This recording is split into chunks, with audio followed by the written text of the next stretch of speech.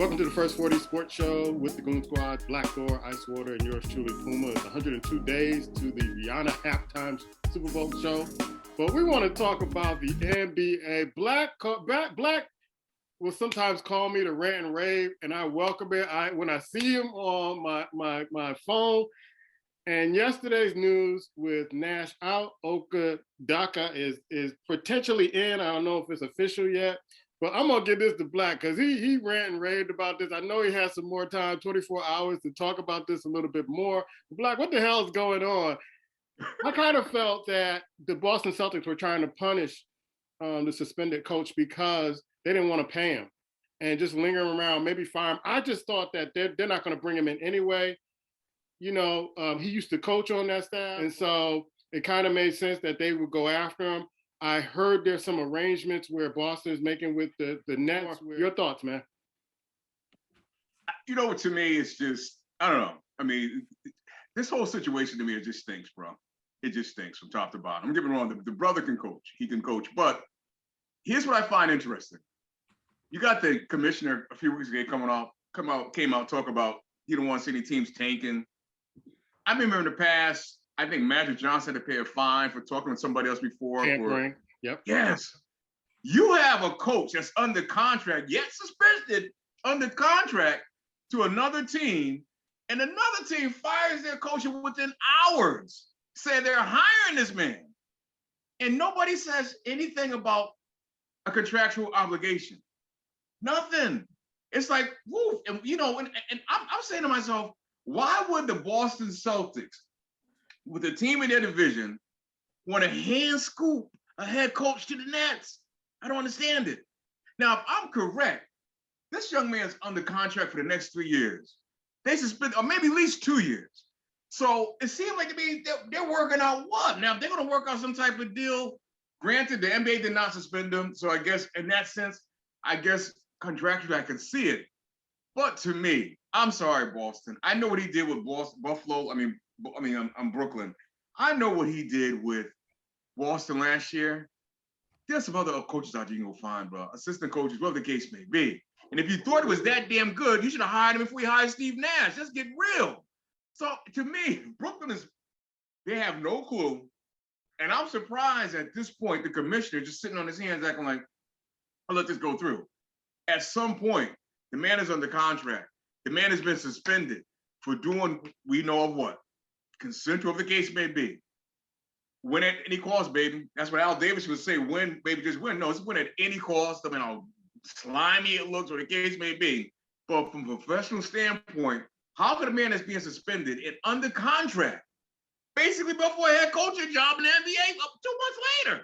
I just don't, I don't understand this. Bro, to me, it makes no sense.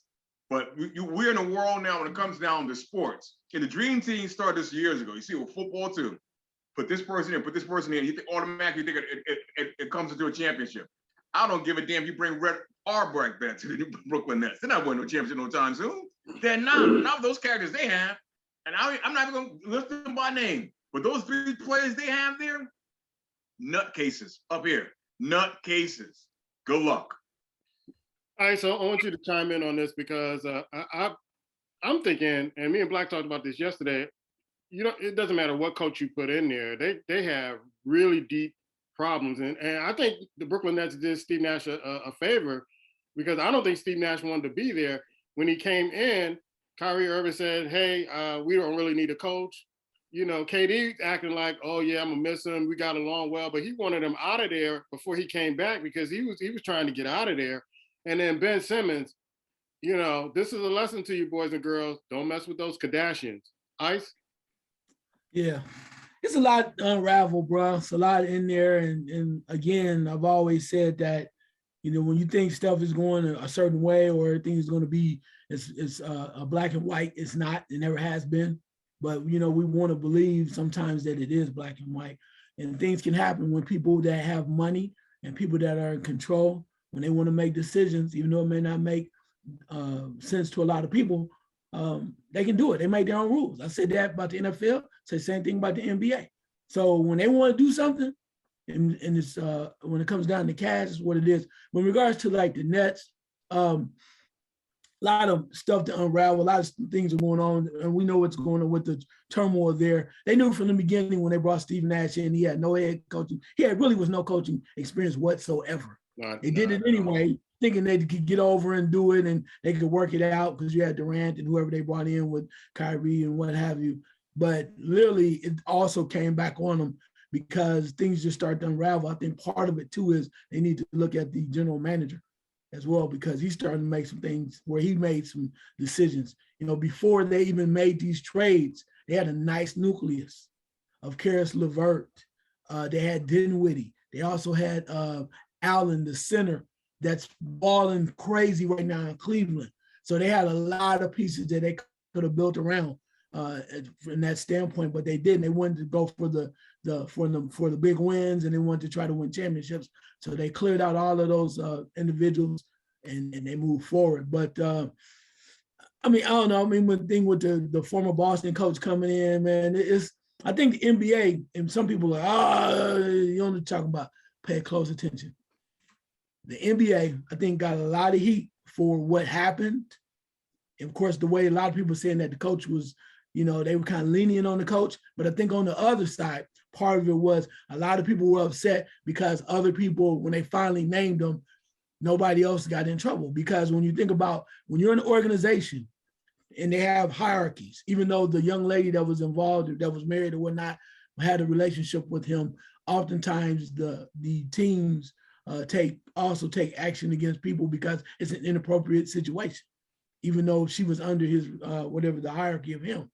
So I think they caught a lot of flack. And also too, I think even though people don't want to hear this, the NBA is trying to show that we are about second chances. Second chances. Listen to me. Again, nobody was hurt. Nobody was hurt.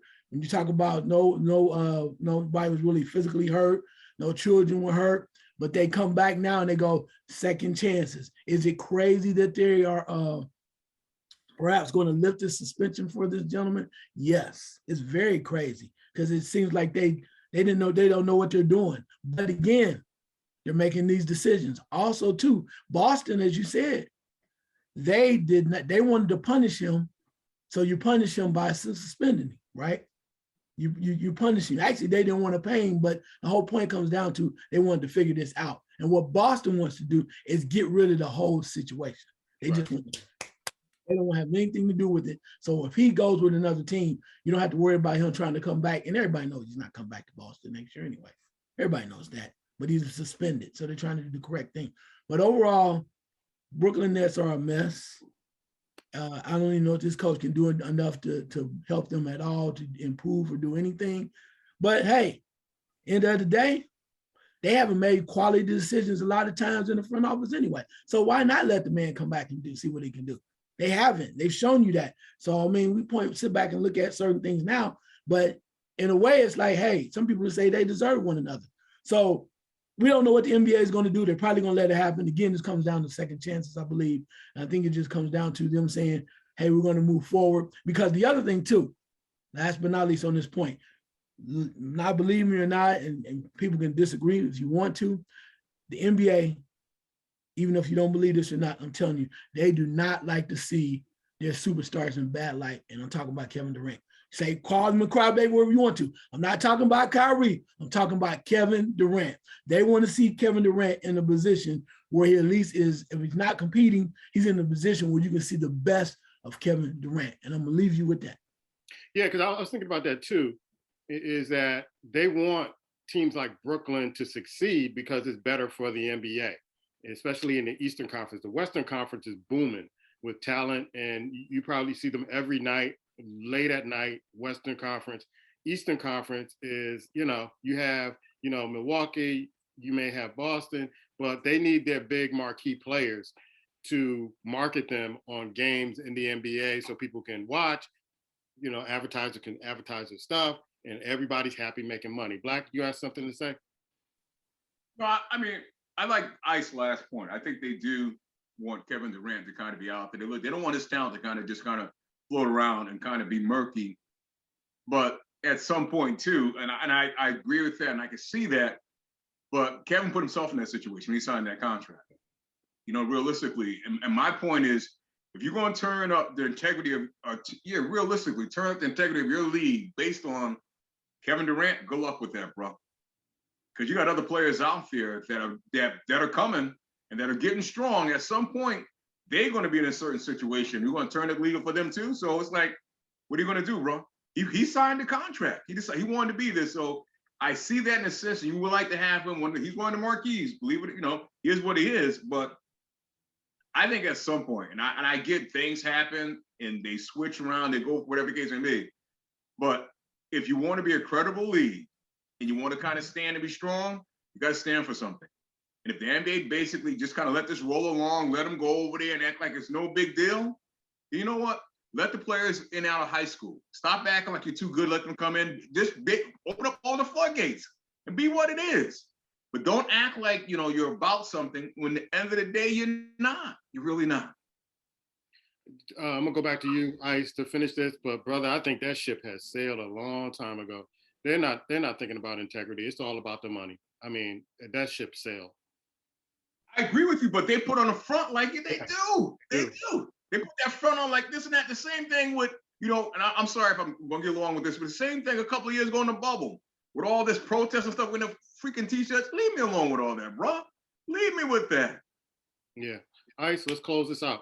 Yeah, I agree with you. I understand about the integrity part, but I agree with you, Puma. This has been going a long time ago. When people get in trouble, and I'm not trying to be bad, try to badmouth anybody, may he rest in peace. When Kobe Bryant had his situation, after he went and said what he said, Shaq and them were doing all this now, he got exposed. Other stuff going on too with other people doing things. The NBA has a way of taking care of their people and putting that cover over them so they can revolve out to ashes. That's what they do. They've been doing it forever, man. I mean, hell, we've been watching basketball a long time. And granted, I understand about being integrity and trying to be a solid league, but that, as you said, that has not been the case for a long time. I don't know if it was. I remember watching back in the day when, guys was they never showed it to you on TV, but guys was in the locker room smoking cigarettes, bro. Yeah. You know what I mean? Getting tore up. So the basketball is what it is. They put a nice front on it. They put a nice mask on it. But at the end of the day, it's about their paper. And they have done some things that are really shady that we don't want to recognize. So again, like I said, I'm not surprised. I'm like, oh, did they? Same like, how I feel about the NFL. Yeah. I'm not surprised. And we were all alive when there were folks saying that Black people were taking the league, the NBA, down. Yeah. It wasn't until Magic and Bird, somebody white, to come along to save the league, and they started to market it a little bit different. And so, yeah, it's been. Can I say one thing real quick? Yeah. Y'all former Knicks fans, you know what that name used to be about the Knicks. Y'all know it. Y'all know what that name was. Michael Ray. You know what it was. You know what they used to call the Knicks. Yeah. Yep. Okay. Yep. All right. Yep. I remember. All right. Let's go to NFL football and the trades. There are a lot of trades. And Ice, I want to know who really helped themselves, because I know one particular team really helped themselves a lot, and who really bombed in these trades. San Francisco, man, off the top. I think, and I'm not saying he was playing around like he wasn't hurt, but I think McCaffrey was waiting for a break so he could go somewhere and get his ball on. Dude looked like he just came out of Stanford. I was like, damn, is he at Stanford? Is it Stanford? Yeah. This dude we saw at Stanford when talking about the white running back that look all special and doing stuff that only 3 players have done, as far as throwing touchdown, running and whatnot. And when the game, he looks very, very fresh. So San Francisco for sure. He's back at home or where he's very comfortable, and he balled out on Sunday. Hopefully he can keep it going. I say Minnesota. A lot of people are not gonna understand this, but the tight end T.J. Hawkinson is a monster, bro. He was stuck in Detroit, and now you put him over on the team with Minnesota, even with bad Kirk Cousins. They got some weapons, bro. They got some weapons. And for that guy to be like the 4th receiver on that team now, he was killing in Detroit. It's going to be interesting. And probably one of the biggest losers for me will be I'm gonna let y'all talk about it, but damn Packers, y'all can't get a wide receiver, bro. I told you last week why they're not really smart management wise. They're not. All these people out here from Pittsburgh giving people away to everybody just throwing people away. You can't pick up a wide receiver, bro, and you expect to win. Good luck. Black, I know you got a lot to chime in on this. Who are the winners and who are the losers in the NFL trades, man? It's funny I don't remember this many trades happening in a long time in the NFL trade deadline. I swear, it seemed like the floodgates open. I mean, without a doubt, San Fran, man. When they got McCaffrey, you kind of just knew it may take him a little while, but what he can do in that offense, you dump it to him, he could run it. And we saw on Sunday, I mean, the things he could do. Yeah, so without a doubt, San Fran. But I also think Buffalo, the running back that they pick up, he's not a McCaffrey, but he's kind of similar. He can come out that backfield, he could dump it to him, he could do some things. And with that quarterback, I mean, they're on the move. In a quiet way, I think Miami got better with the linebacker that they brought in. I think they took another step. Now they could rush the passer. Miami's coming, bro. I mean, who would have said that a couple of years ago when they had the head coach that was there? And it's funny when he kind of made his noise and moved out the way, how the general manager basically just kept quiet. The one that kept the general manager intact, and look at that team now. So to me, in that order, I think they did well. I'm kind of surprised that Chicago stepped up and got Claypool from the Steelers.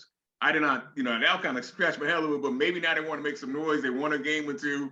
They started to look good, maybe open up and give them somebody to throw to. But I thought Claypool would have went to an offense that kind of, tossed the rock a little bit more. But that kind of surprised me. But without a doubt, man, to me, San Fran, Buffalo, Miami, I know what's name Kansas City picked up a receiver from the Giants that's kind of ain't basically done anything. And it's like Kansas City just kind of stockpiling for no particular reason. I mean, they have good numbers when it comes to offense already. So I don't see where that kind of helps them that much. But those three teams there, man, I was like, you know what? We're not waiting. We're going for it now. Only thing problem with San Fran, even McCaffrey, you still stuck with their quarterback, bro. And the same thing in Minnesota. I talk about the tight end. I see it. I think it's cool. But those two quarterbacks at inopportune times will do something to give the game away. Just gotta wait. Just wait. Their moments are coming. Jimmy G is going to do something that just have you scratching your head. And the same thing with Kirk Cousins. They're good when they're good, but you put them in a game that's tight, playoff, whatever, they're going to do some dumbass things. You know what? One of the things with McCaffrey going to San Francisco, it made me think about Debo, because Debo was complaining, I don't want to do everything. I'm a running back. I wonder if he's complaining now with McCaffrey doing all that stuff. I wonder whether or not I didn't even see him in the highlights. Usually see him in the highlights doing something. Not this week. With the Bears, what they're saying with the Bears, with this coaching staff, is that I think they're a dumb coaching staff. They're giving away all their defense. They don't want to. They're clearly not want to. They don't want to win this year. They need an offensive line. But Claypool, I was looking at some of his statistics with Pittsburgh.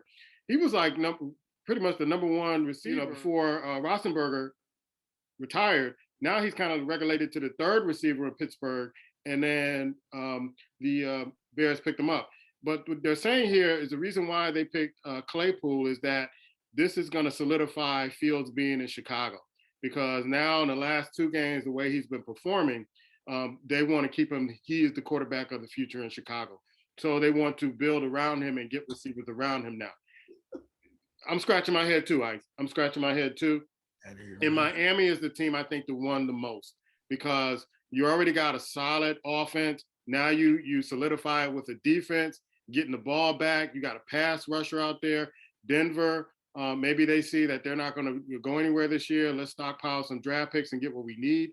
And so I think that Chubb coming off the ends is going to terrorize those folks in the AFC East. And so I thought that was a big, big trade. Black, you mentioned about Flores. Every time I see Miami, I think about him and how he had all this talent, or most of this talent, and he couldn't do anything with. And it just proved to me that this guy was not a good coach. That's why he doesn't have a job as a head coach in this league. Any other thoughts, Black? No, man, that Flores thing, you knocked it out the park, bro. I mean, we don't even talk about that case anymore. It's like, I hate to say it, but it's like that case is non-existent. But you're right. This young cat is coming, Daniels is coming and taking basically the same structure, a quarterback that Flores didn't want, didn't care for, didn't want. And that when that cat's on the field, Dolphins are no joke. They're no joke. Ice? Yeah, I'm surprised the Rams didn't make a move. I thought they was gonna go after Kareem Hunt. I thought that would be perfect for them. They did not trade Cam Akers. I don't know where the hell Henderson is, if he's still on the team or whatnot. But I thought Kareem Hunt wanted some touches. The Browns were willing to trade him, and they just never knocked on the door. In Chicago, man, the Fields thing is, I get it. I guess he had to give blood next time to make sure that he's worthwhile. And you finally got him a wide receiver, but you let Roquan Smith go. You trade him to Baltimore. I mean, I understand a lot of times, a lot of these guys got traded or let go, got traded because of that extra money that last year, right? They didn't want to pay that. They didn't want to pay him, right? Man, Chicago, you get a bunch of picks and you right back where you were before. And the next year you have like 8 draft picks that you got to develop again, and you got to figure it out, and you still have an offensive line that's struggling. So I just didn't get that. And one thing I hope for all those involved, I hope Jacksonville taking the flower on Calvin Ridley. Hope it works out. I hope he gets himself together because he can play wide receiver, and Jacksonville desperately needs some help at wide receiver. People that actually can catch the ball, especially with the quarterback, and then Etienne as well at running back. I think the dumbest thing last week, and we're going to talk about it in our NFL picks in another show, but the dumbest thing I heard the Chicago Bear coach say at halftime during the Dallas game is, they asked him, how are you going to get back in this game? Well, we got to tighten up on defense. Fool, you just traded one of your biggest defensive stoppers the week prior. You trade another one. So you're not stopping anybody on defense anymore. And Fields, please stay safe. That's what I'm going to say. Going to college football, we're not really going to cover the playoffs because I think this is going to change pretty soon, especially with the game coming up this week, Georgia and Tennessee. Tennessee is in the playoffs. Ohio State's in the playoffs. I think there's Georgia and Clemson are in the playoffs, and where you got some teams in 5 and 6, but you got Ohio State playing Northwestern. That should be an easy win for them. Michigan is kind of just laying in a cut. They got by Michigan State last week. Clemson is still creeping. They're still there, as well as Alabama, TSU, number 7, Oregon, number 8, USC is number 9, moving up another spot, and UCLA. I would have never saw that coming. UCLA steps up in the number 10 spot. Let's go to Black Door, college football, baby. I'm not sure how UCLA gets in the top 10 because they just got trashed, if I'm not mistaken, a couple of weeks ago by Oregon. So I don't understand that. I don't. But I think, too, that there's a resurgence in California where you want the Trojans, you want USC, you want all that back, that old nostalgia kind of stuff. Outside that makes no sense to me. To me, right now, the team I've spoken to them before, I'm gonna keep an eye on, and I think they got a chance if they can kind of run the table a little bit. TCU can kind of get in there. I think the table is kind of set for Alabama to make a move because they want Alabama in there. So between Georgia and Tennessee, they're going to kind of basically wipe one of the two of them out. Tennessee needs to win this weekend. They really need to kind of beat Georgia. If they beat Georgia, no matter what else happens the rest of the year, they should solidify themselves as being in the top 4, in my opinion. But I think the conference, they really want Alabama back in. And if Alabama continues to win out, of course, they're going to find themselves back in. I don't think Michigan's going to be around when it's all said and done. I'm pretty sure they got to play Ohio State at some point. When they lose that game, put them in a good bowl game and call it a day. I watched them for a couple of weekends. I just don't think, outside their running game, it's nice. Their defense, that's not a top flight college football team, bro. It's not. It really isn't. So to me, once they kind of get spanked by Ohio State, we'll see what happens. Now, if they beat Ohio State, I'll talk different. I'm sitting here looking at, I'm in Illinois. ICE is in Ohio. Illinois, they're kind of ranked in the top 20 in defense, and they moved up 3 spots to the number 14 spot. And then you have LSU, the big game with LSU and Alabama this weekend. Ohio State got past Penn State last week. They play Indiana. North Carolina, the rivalry game against Virginia. That should be a good one.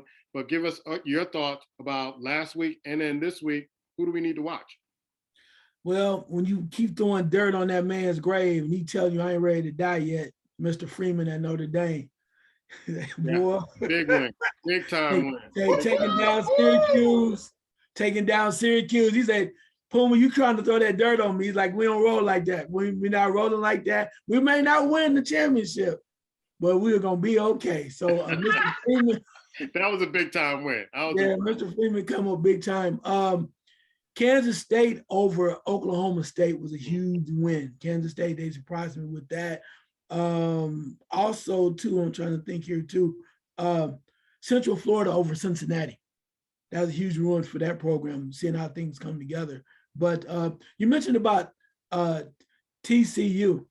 They're gonna have an opportunity to really show what they made of. And every once in a while, you look around, you go, you see, okay. Like last year, you saw Cincinnati was making a run, and they looked real good, and everybody finally said they got in. And then when the lights turned on real bright, it was like they started looking around like, what the hell are we doing here? And where's Ohio State at? Anyway, but you run as far as you can run, right? Because everybody's not meant to be on that stage. But I do like where TCU is going. I think it's going to be very good. Some good games coming up. Alabama, LSU, Tennessee, and Georgia, of course. That's for the bragging rights to face another tough team. Syracuse and Pitt, because Syracuse is trying to be pretty decent and show that they're not that bad, and they have to face Pitt, and it's always kind of like a rivalry game as well. And just for keeping face, Texas versus Kansas State. Texas could not afford to lose this game. No. They cannot afford to, because you went out and got the top-notch quarterback and whatnot, and he got his money, and now he's at Texas, and they're trying to turn things around. But it's getting tight, because a lot of people were saying I think Ohio State plays Michigan in like 3 weeks or so, that they are expecting there's a great chance that Ohio State and Michigan could both be undefeated when they come to Columbus. So that will be very exciting and interesting. High stakes game. Now, last week we had a little debate with Liberty. Liberty jumps into the 23rd spot in the top 25, 4 spots up. They play Arkansas. This is what we talked about last week. This is a big test for them. If they can win against Arkansas, I'm wondering if Liberty can jump up like maybe 5 to 6 spots in the rankings at this particular time. Now, not to say that they're going to be in the playoffs, but I'm wondering, this is a big test to play an SEC team. Arkansas is a battle-tested team. So that should be very, very interesting. And I'm looking forward to North Carolina State and Wake Forest. I know that's going to be a good game. And Kansas versus Oklahoma State. I want to see if Oklahoma State can bounce back from that big loss last week. Black, any teams that you're wanting to kind of check out next Saturday? It is, man. I'm just going to go to Georgia, Tennessee, bro. I may not watch nothing else, man. That's it. That's the game right there. That's the game, bro. I mean, I'm not knocking any other school, any other game, but to me, show me that game right there, bro. Because Tennessee, I think, is on a mission. I really do. I think that coach has them fired up. They play well. They play smart. That quarterback is not getting the attention he deserves. We talk about everyone else as far as quarterbacks, but he's not. His name's not out there like it should be. And maybe after this game, it will be. But I think Georgia's been a little lucky this year. You know, in my opinion, not saying they're not good. We'll find out this weekend. Yeah.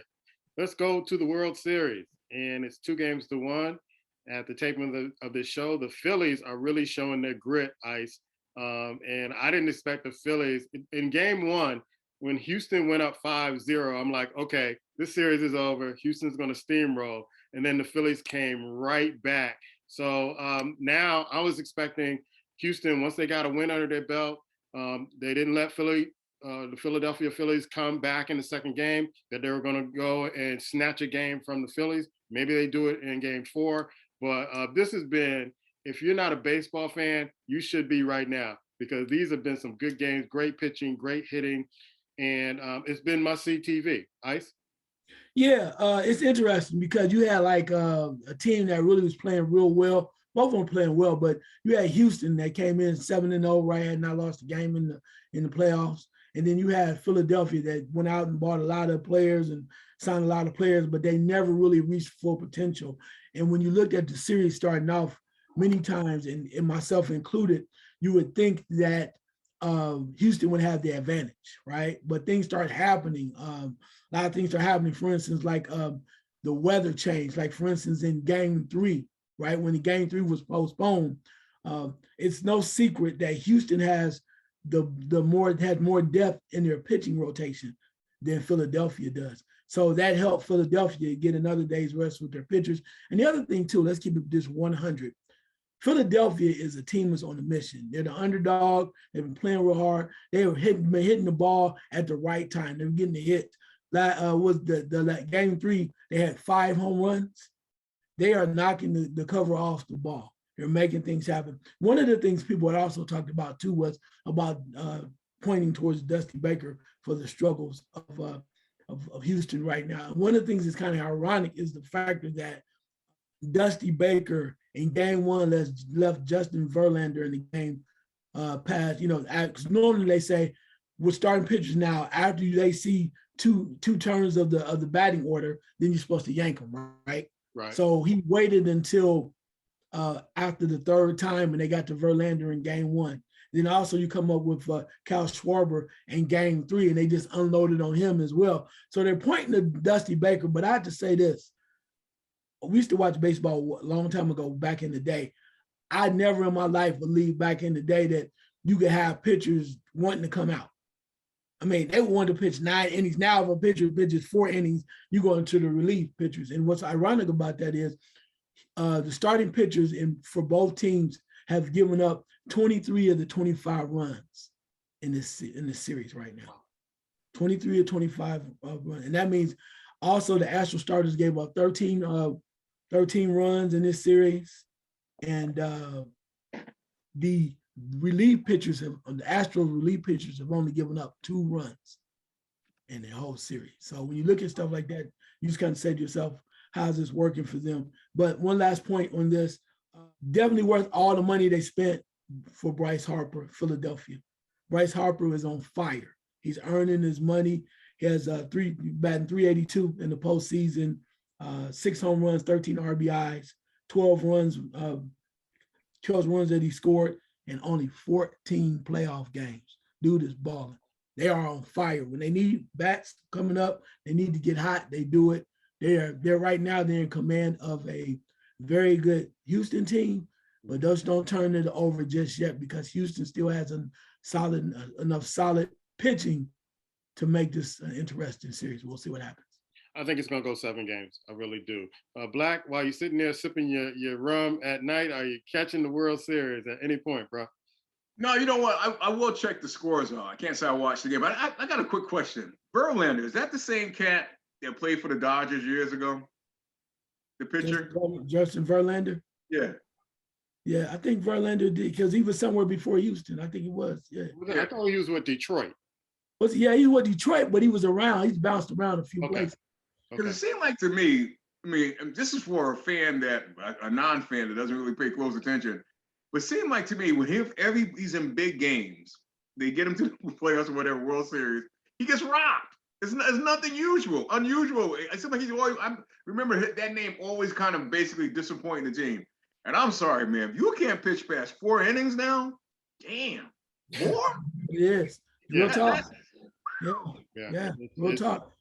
Yeah, because me and Pop will text back and forth, or we'll be on the phone during some of these games, and and he sometimes complaining about that, or he'll say you need to yank this guy right now because either the game is too big for him, or I guess they give him a certain amount of pitch count, and they're like, okay, he needs to go, or this certain players can read. I think I sent you a video of a player who we used to rock, Randy Johnson.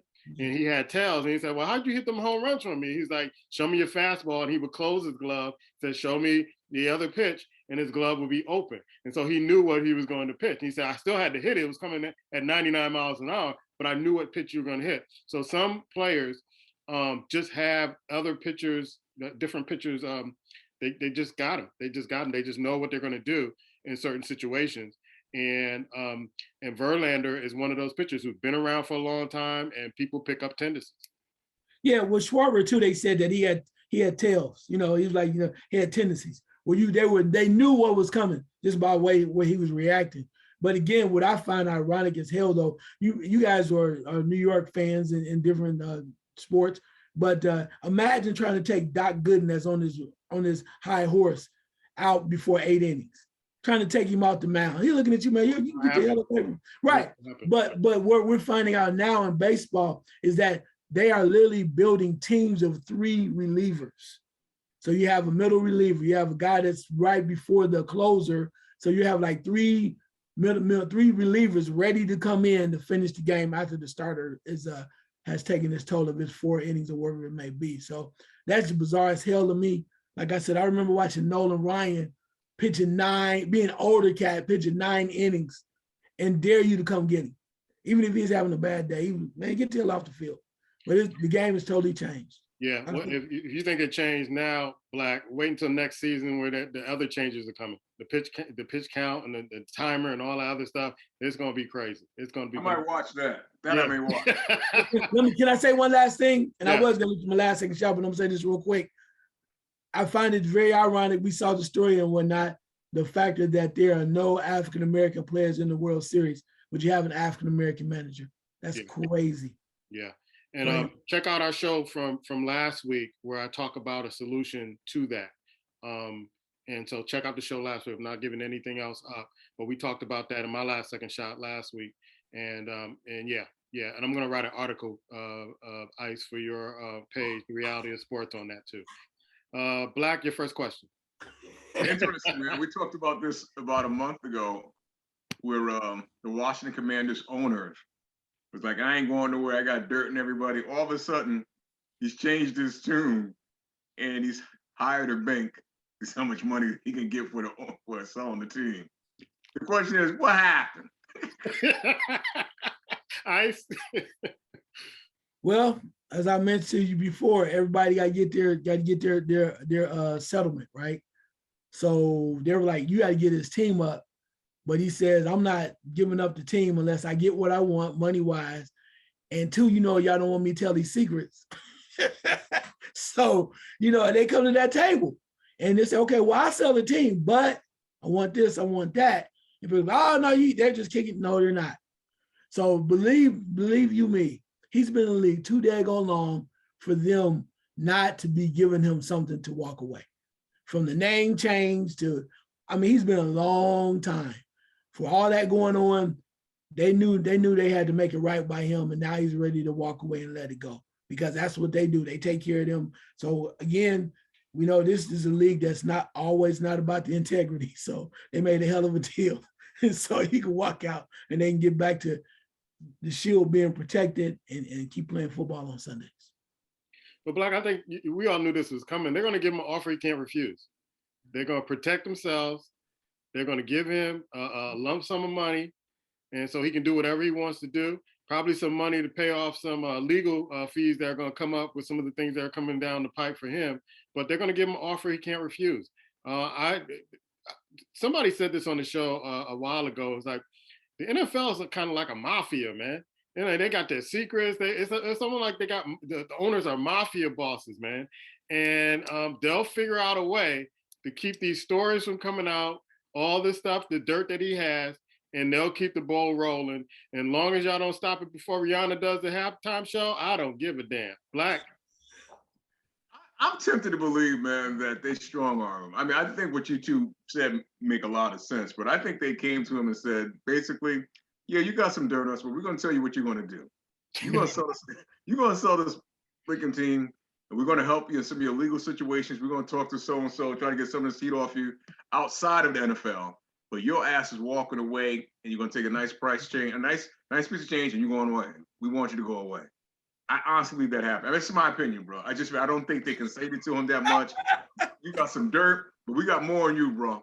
So you can make this dirty or you can make it clean. And I think he backed down. And I think he realized too, this been coming for a while. It's just been coming for a while, but the NFL never stepped up to him. Now I think they just stepped to him. And I think when Irsay said what he said, yeah, I think a lot of owners feel the same way. They won't come out and say it, but they want him just to go away. The league wants him to go away. And I believe that's how he kind of got pushed out. Can I say one other thing? Yeah. I'm going to just say this. When you said that one word, that already let me know what I need to know.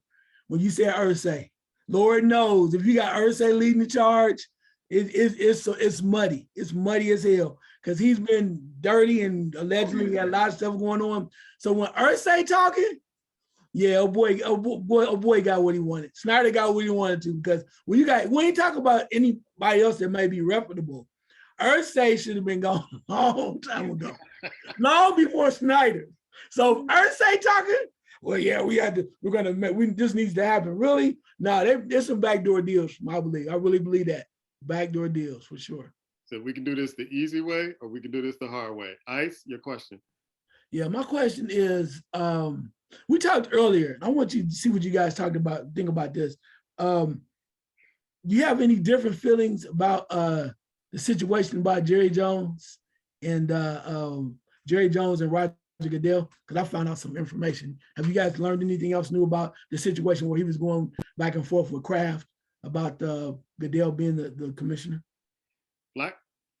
No, I mean, I just don't think I'm curious to see what you have to offer, but I didn't hear anything different. I just don't think Jerry Jones was fond of him based on some things he might have did previously. How, to me, I think Jerry might be feeling too, just my thought. Roger never seemed to support Jerry Jones. He just never do. Jerry Jones go do what he wants to do, and Roger's kind of he just kind of looks the other way or he grumbles about it. But I think Jerry might feel he never had the full support of Roger Goodell as a commissioner, as other teams have, in a sense. He like I said on a couple of shows ago, Roger Goodell is, for whatever reason, has always supported Kraft. Whatever happens, he's been there with Kraft from other teams. But the Cowboys, he's kind of like just let float out there. He doesn't kind of pay them too much attention, and so that could be part of it. I'm not sure. You know, I'm just gonna cut to the chase, man. I want to know what you know, because I haven't heard anything new about this situation, bro. So, floor is yours. Yeah, one of the things they talk about, a lot of people they kind of got off of this and didn't really look deep into it, is the factor that Jerry Jones. They said that Jerry Jones, even though he may not like Goodell, he didn't have a problem with him being commissioner, right? But one of the major issues is the money they were trying to pay Goodell and the way they were paying him, and the way that they were had to pay him through the teams, and like you said, it came down to Jerry Jones going, nah, I mean you can pay him, but basically the league is going to run itself. I mean we like what he's doing, but he ain't all that. I mean y'all want to keep him, that's good. But you know, one thing about Jerry Jones has been, and he may not have he might have lost some of his luster. He might have lost a lot of his backing because there's some new guys in there. But he always has been kind of a maverick when it comes to being just wild, and that's why they kind of leave him alone. But for him to come up with about the way that things are paid for Goodell, it's like it just lets you know there's some other stuff perhaps coming down the pike, or they made some concessions for him just to be quiet, because that's one thing about Jerry. Jerry, like I said, he's probably one of the few owners that's always bucked the trend. When they were selling paraphernalia and all of the logo stuff, Dallas Cowboys won the team that Jerry said, I ain't doing that. When he wanted to get his own soda deal, Jerry Jones did his own thing too. When he wanted to create his own Fortress of Solitude down in Arlington, then nobody gave him no privacy. Whatever he wants to do, especially when he was younger, he can do it. But now, I just think that he just kind of come out and said, y'all better fix it because I'm not paying for this or whatever. And Goodell, right or wrong, may not be the best commissioner, but at the end of the day, the NFL is still making money. The Shield is still pushing forward. And even my brother Puma is watching the halftime shows. So that's how they travel. That's what I'm trying to say, man. I don't understand. I mean, I don't get Jerry Jones in this one. I'll be honest with you, man. I don't. Roger Goodell has taken a lot of hits for the NFL the past several years. Yeah, that's what I was going to mention. A lot of hits, man. Yeah. He's taken some hits where he shouldn't have taken them. He took all the arrows. He's did it all. And the league has progressed and moved on. Honestly, bro. So now you don't want to pay him? I don't get it. I don't care if it's coming through the tunnel underneath the football stadium. Give the man his money, bro. There's some certain bitterness I think he just carries for Goodell. Goodell, myself. Because it's no other, I'm not saying someone else could have done a better job, but all I'm saying is Roger Goodell has carried the NFL.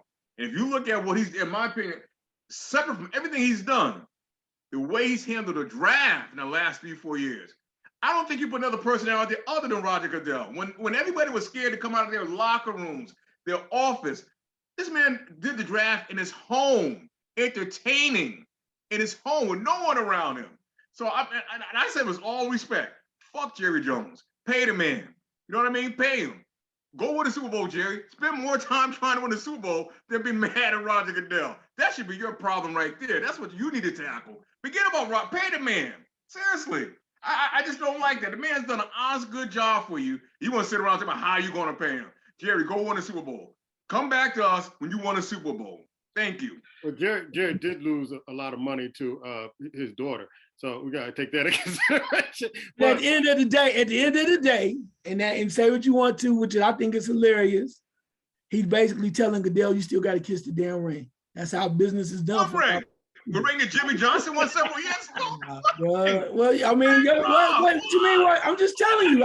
I'm telling you how the business is working. I'm serious, man. I'm getting ready to cut the fuck loose. Excuse me. Dallas Cowboys act like they done stuff. They haven't been a team in 20 years, man. Stop acting like the Cowboys irrelevant. They're on TV all day for not winning jack shit. And since we're gonna go there, I understand. So if I can speak, talking about I can speak. If I can speak, if I can speak, I'll tell you. If I can speak, I can speak. Cowboys haven't been relevant in Super Bowl in years. I can speak. Act like it's something when they're not. I can speak. I'm done. We're good, dear. Be done. If I can speak. If I can speak. Help yourself, bro. Thank you. Thank you. Thank you. Appreciate that. Like God, I don't want to be paid. Are you tell me when you're done. Go ahead, bro. Tell me when you're done. Go ahead, bro. Go ahead. So my point of this is not about being a god, but the point of is him being and what he's done for the league. Does he get on people's nerves? Yes. Talk about winning Super Bowls. There's a lot of teams that have not won Super Bowls in the league. We don't talk about them every day. Right. I mean, I've never said, again, from my point, I've never said anything about Dallas being relevant. I'm talking about the league itself over the years. I have never said about, and have never said, oh, the Cowboys are going to do this and that. So this, for me, is one that we're going to agree to disagree on, which is fine for me. But at the same time, that's how a lot of times it operates with Jerry Jones. People don't like him. But again, it's what they're doing. He's relevant to some people, relevant to not other ones. And granted, there's a lot of teams out there that have not won Super Bowls, and that's what it is. So I'll leave that with that right there. I'll stand it right there. So one of the things I will say about this is that, Roger Goodell handled the Ray Rice situation. You might not agree how he handled that, but that came along. You got the CTE that came along. That's died down. You got the coaches situation, the black coaches situation. That comes every year. He handled that. He handled the draft he handled the pandemic, handled the Kaepernick situation. I mean, you may not agree with how he handles this stuff, but the guy's doing his job. He's doing his job and keeping the shield going. So to not pay him, I think, you're really kind of splitting hairs at this particular point. Just pay him, keep the league going on, because he's been doing a good job just putting out fire after fire after fire. Like I said, I don't always agree how he handles it, but we sit on our TVs on Sunday nights and Monday nights about NFL football, watching NFL football and the Super Bowl. So, pay the man. The man is doing his job, whether you agree with him or not. Still handling the same situation with Watson. I mean, as things come up, it's like from incident to incident, they have a way of handling this, and I gotta think it's from the leadership. All right, let's go to last second shots. Ice. My last second shot is about DJ Moore, wide receiver of Carolina. I just don't understand how certain athletes feel that they are privileged. They have perfect opportunity playing to win a football game. Touchdown pass was thrown to this gentleman. Actually, all they do is kick the extra point to win the game. So what does Moore do? He takes his helmet off right after the touchdown. And instead of kicking a basic extra point, you make the extra point a 48-yard attempt that, of course, your kicker misses, and he misses another field goal attempt in overtime, and you basically lose the game. You talk about privilege. Now we understand why teams like Carolina are losing games. You have to understand the rules of the game. You have to understand when it's the right time to be a professional. It's not schoolyard. You're not in high school. You're not in 8th grade football. For you to just casually just throw this away like you just don't give a damn says a lot. Also, too, if I'm the quarterback, I'm probably punching him in his head. This quarterback used to be an arena XFL quarterback, right? And this is his opportunity to do one of the best passes of his life, opportunity to win a big game after upsetting Tampa Bay the week previously. I just don't understand. I've seen a lot of stuff that does not make sense to me for a so-called celebration, but this wasn't even a celebration. This was just something that just didn't make any damn sense. Black? Your quarterback is balling too, by the way. My last second shot is to some of these young managers or owners and hiring these head coaches. I don't know what Jason McDaniels or Jay McDaniels from the Patriots has done to earn the right to basically almost be a head coach of 3 NFL football teams. But if it's week 6 or 7 and you have to call him in as an owner, have a private meeting with him, maybe you should just let him go. He's not a head coach. He's not. I don't care if he's sleeping in bed with Bill Belichick. He's not a head coach. Spend time. Guess what? There's black guys out there. There's some black guys out there that can do just as bad as he's doing. Give them opportunity. Maybe. Just give them a chance. But this guy almost had 3 chances. 3! And has done nothing with them. That's it. My last second shot is sports related and also politically related. Is go out there and vote. Early voting is still open. I went in and voted. I like to get it out the way, but I like the way the NFL has handled this. They're opening up some of the stadiums, so it makes it easier for you to go out there and vote. All right, go out there and vote. If a sports team is supporting this, it must be something important, and they want to get involved in it. They want to get the vote out. We will see you next time. Take care.